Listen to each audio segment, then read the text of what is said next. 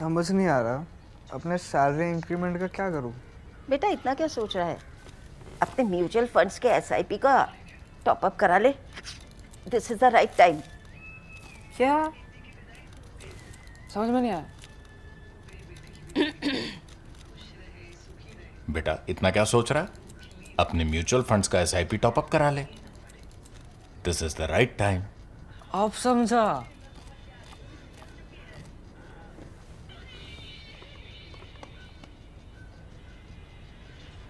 Mutual fund investments are subject to market risks. Read all scheme-related documents carefully.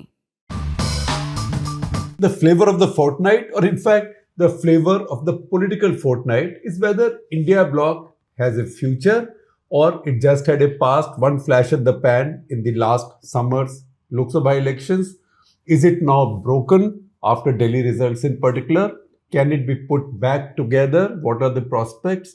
What are the contradictions within? At the same time, what are the essential glues that make these partners with their own disparate interests stay together? So how will this play out? And I thought, since it is such a top of the mind issue, we should have DK Singh, our political editor, join in, and I will have him start it. So DK, does India bloc have a future, or you think it's now on a sort of backwards countdown? Much would depend on what Rahul Gandhi is thinking. I mean, is his primary aim to defeat Modi, or is his primary aim now onwards to revive his party? Because from his perspective, if you look at it, from now till the next Lok Sabha election, he needs allies only in 4 states to survive, like Bihar, UP, West Bengal, and Tamil Nadu. Elsewhere, he is the main man. He is the main challenger or contender for Madhya powers. Pradesh, Rajasthan. It's bipolar. Most of the everywhere. places. It's bipolar. And in these 4 states, he needs to just hang around. He would like to be part of the power thing. Does he want that? And when it comes to beating the BJP also, West Bengal matters for him.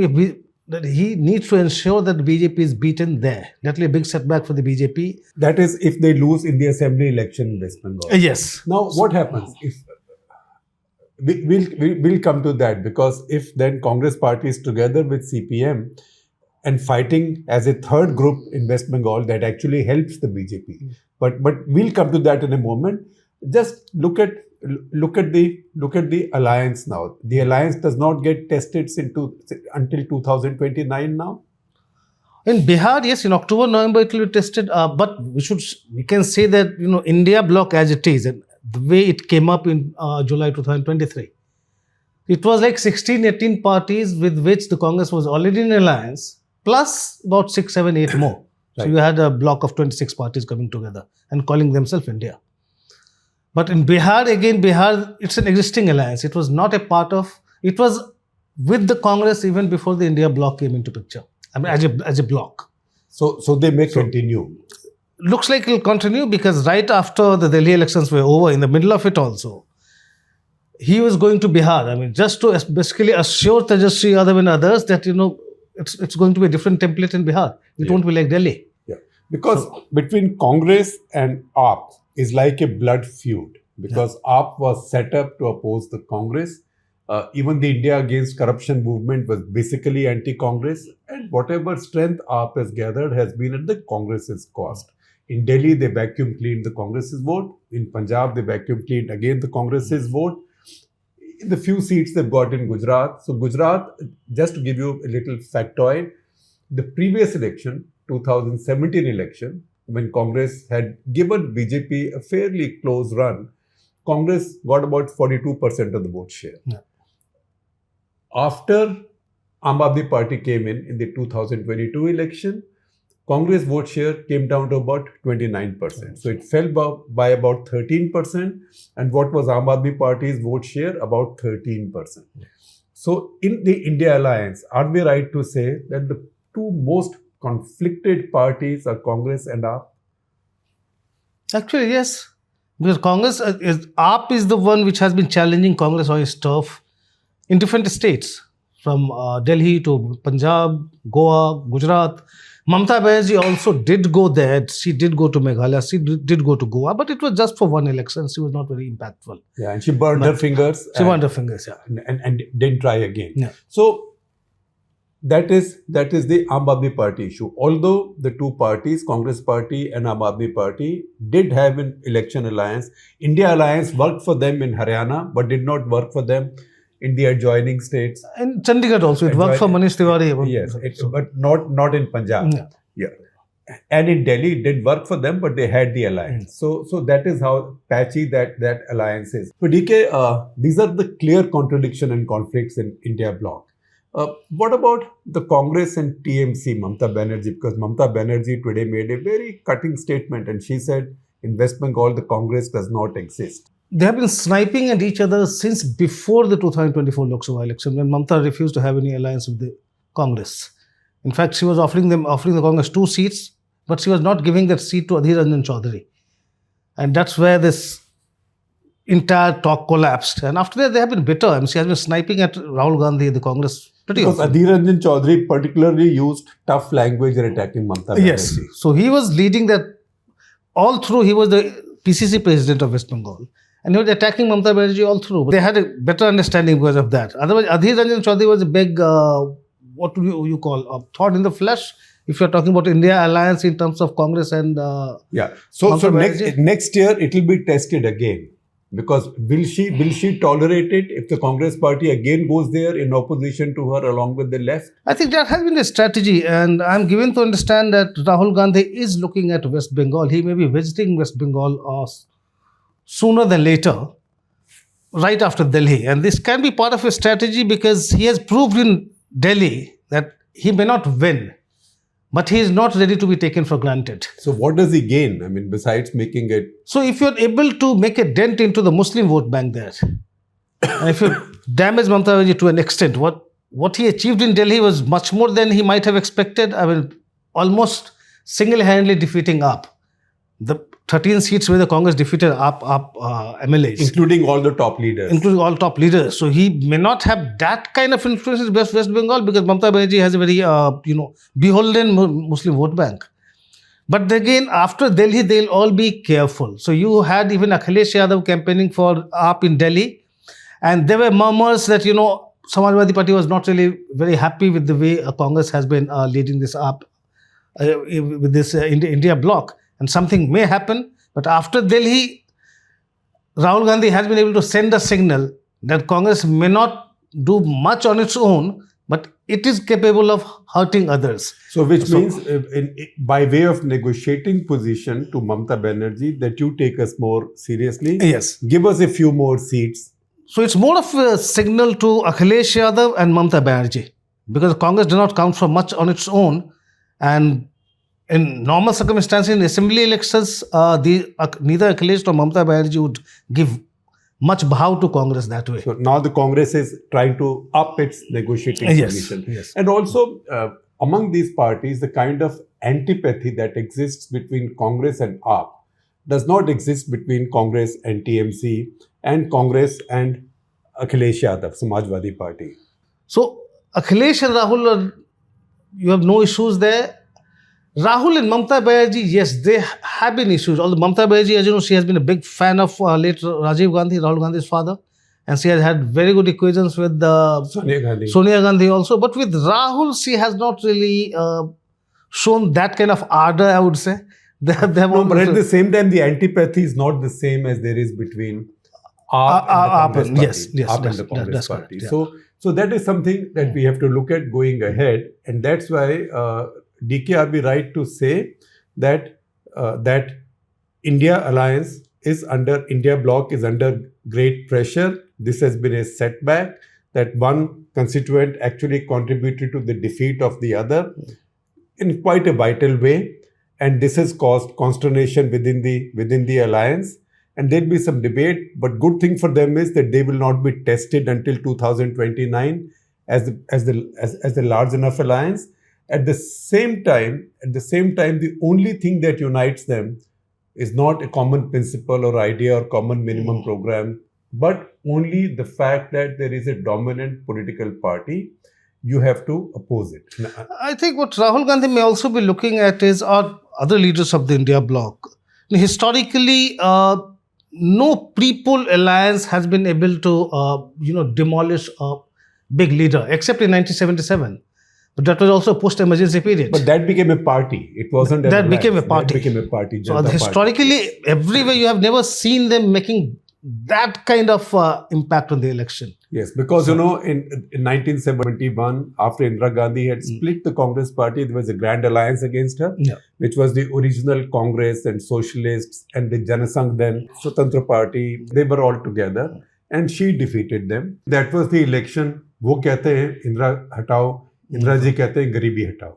Then after the emergency, all of these parties were once again brought together, now not in a coalition or alliance, but because Jayaprakash Narayan was there and he had moral authority, he sort of hammered them into a party. The Janata Party did not last very long, that's a different story, but that party became one and set up a government. And that's the first time the Congress lost power.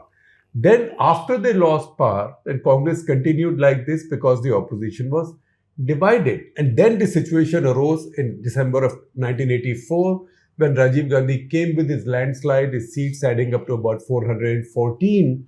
And then the opposition had to figure out what to do. BJP was reduced to 2 seats at that point. That is when they again put together alliances. So this history of all the others getting together, the dominant ruling party burying their ideological differences is an old story and usually it hasn't worked. In 1989 against Rajiv Gandhi, everybody came together. So VP Singh left Rajiv Gandhi's party and VP Singh and his comrades, they set up Janata Dal, which got 143 seats only. It looks like they devastated the Congress party, but that's because they did very well in Uttar Pradesh and Bihar, and also because many key leaders were defeated. So they got 143 seats. The BJP got 85 seats, right? The Congress party got 197 seats. This is something which in an earlier national interest article of which we'll share a link with you, I had said is among the biggest political blunders made by anybody in India. I said that with no sense of judgment, whether this was good for India, bad for India. I just looked at it purely in terms of the parties or leaders' political interest. That with 197, he decided to stay out of power. The BJP did not join the government. The BJP with 85 left supporters from outside. And they left with about 50, right? The CPM had 35, CPI had 12, and you add the others, the left had about 50. I think Forward Bloc had 3. So the BJP made common cause with its biggest ideological enemy, the left, or vice versa. The left also made common cause with its biggest ideological enemy, the BJP, to keep a third party in power. That is VP Singh. This game has gone on for a long time. Then we saw the flip side of this coin. This coin flipped. This coin flipped later when Congress decided to join hands with the left and keep another United Front. Another prime minister in power. You call United Front, Third Front, whatever you call it, to keep the BJP out of power. So these early alliances were supported by the largest party from outside or by a powerful party. In 1989, BJP was not the largest, it was the second largest, but by a dominant party from outside to keep the Maha-dominant party out of power.